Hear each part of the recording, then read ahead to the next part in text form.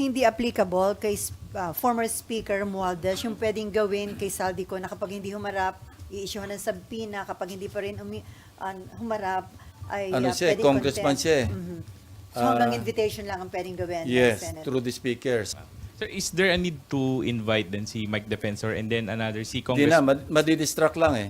Let's focus on the issue at hand. No? Ang issue rito, flood control anomalies.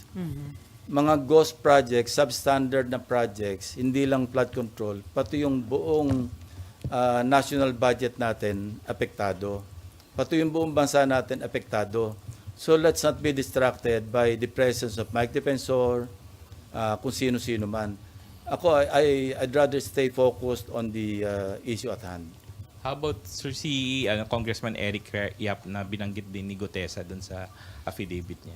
Well, we can send the invitation to him through the speaker, no? Kasi incumbent naman siyang congressman. Sir, balikan ko lang yung very important witness. Galing siya kahalaga dun sa Mahalaga. sa Pasig. Mahalaga. Wala. Ibang details, sir. Pwede. Invited na po ba sa next hearing si former Congressman Saldico and former House Yes. Speaker Martin Romualdez? Although yung kay former speaker, although we will invite him through Speaker Boji D, ano. Wala naman talagang direct na pag-implicate sa kanya except yung statement ni Gutesa, but we'll give him the opportunity to respond, no?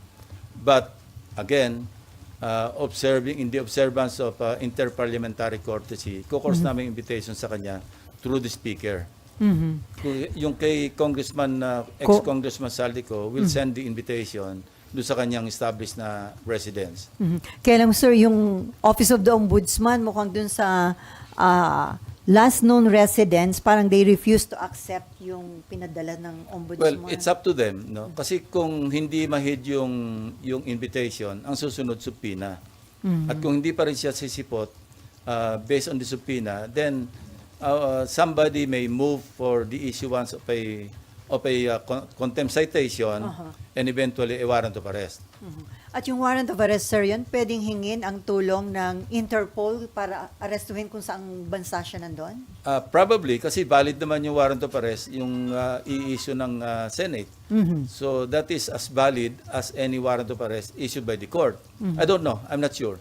But we will try. No? Sir, may info daw kung sisipot si former Speaker Romualdez sa hearing ng Senate. May advance info kayo, sir? Wala. Iniintay ko yung feedback niya or feedback ni Speaker D. At saka dating Speaker Romualdez din kay SP Soto. Kasi nakipag-coordinate lang ako sa office ni Senate President or kay Senate President himself. Sabi niya mukhang magkakausap yata sila this week. So sabi ko, pakitanong mo lang sa kanya kung gusto niya magkaroon ng opportunity because this happened before. Ako yung chairman ng public order na mention yung pangalan ni Congressman Veloso, di ba? And they requested me to be given the opportunity to make their manifestation and I gave them that opportunity.